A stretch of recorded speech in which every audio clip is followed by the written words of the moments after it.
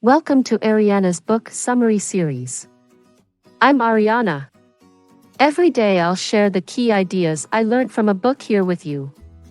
Subscribe to my channel now if you don't want to miss it. The book for today is The Book of Joy, Lasting Happiness in a Changing World by Dalai Lama and Desmond Tutu. Desmond Tutu, a former South Africa Archbishop and a leader in the fight against apartheid, celebrated his 80th birthday in Dharamsala, India, the residence of His Holiness the Dalai Lama. Both have spent more than 50 years using non-violent means to combat oppression in their respective countries while guiding millions of people on their spiritual paths. So, they used this unique opportunity to discuss how to find joy in the face of suffering, one of life's most crucial questions. During Tutu's 7-day visit, the Dalai Lama and he had lengthy discussions about this subject.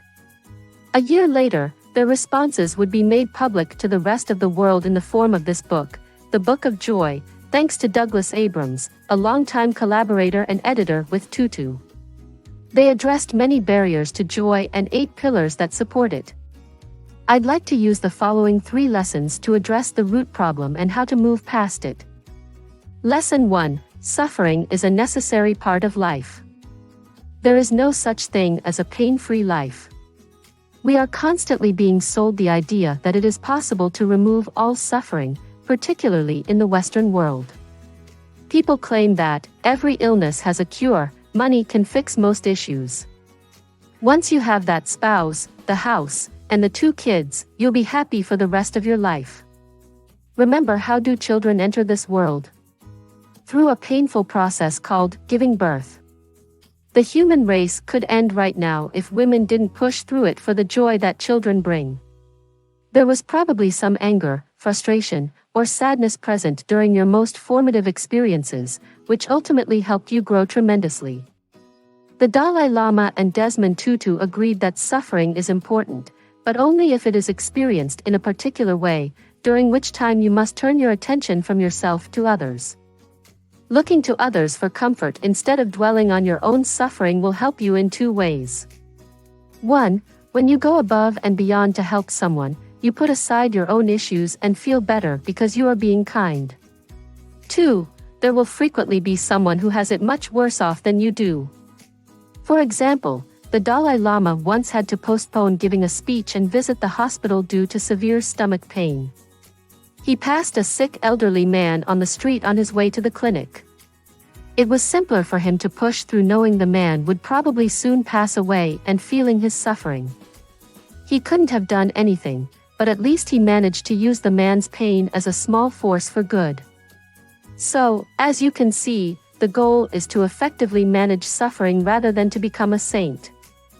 Lesson 2. We need to get better at handling suffering because we cannot control it. Although you can't always stop suffering, you can always choose how you react to it.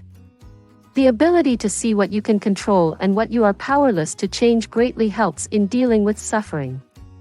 External sources of suffering include unlucky occurrences, natural disasters, illnesses, and bad things that happen to people close to us. While you cannot stop these darker aspects of life, there is a corresponding element that you can, your response to those occurrences. The Dalai Lama and Desmond Tutu both agree that fear and frustration are mental creations rather than actual experiences of suffering. You'll still feel pain, but you'll be much more able to ward it off if you have mental immunity, as they like to call it. You'll feel a lot less stressed, for example, if you use traffic jam as an opportunity to practice patience rather than worrying about whether you'll arrive on time. But this is obviously easier said than done. Lesson 3. Our negative reactions to suffering are lessened by compassion and sadness. Sadness and compassion are ways to release anger and stress brought on by suffering. We often suffer as a result of having expectations that didn't end up to be true, whether those expectations were internal or external in nature. We don't expect traffic jams, fatal diseases, or price increases at the grocery store, so when reality fails us, we get angry and stressed. Again, fear is the outcome. You can transform stress and anger into compassion and sadness, which are two much more useful emotions, to turn this fear into joy, or at least keep it from taking over. It's an effective way to instantly release anger, whether you're kind to yourself and let yourself off the hook, or someone else holds your hand and assures you that everything will be okay. On the other hand, sadness is an emotion that allows us to reflect and process bad events, which we can then use to take positive action. Here is a short summary. The Book of Joy is the outcome of a 7-day gathering between the Dalai Lama and Desmond Tutu, two of the most well-known spiritual figures in the world, where they spoke about one of life's most important questions: how do we find joy despite suffering? Since it's difficult to put feelings into practice, the Book of Joy isn't the most actionable book in the world, but I firmly believe that it all begins with education.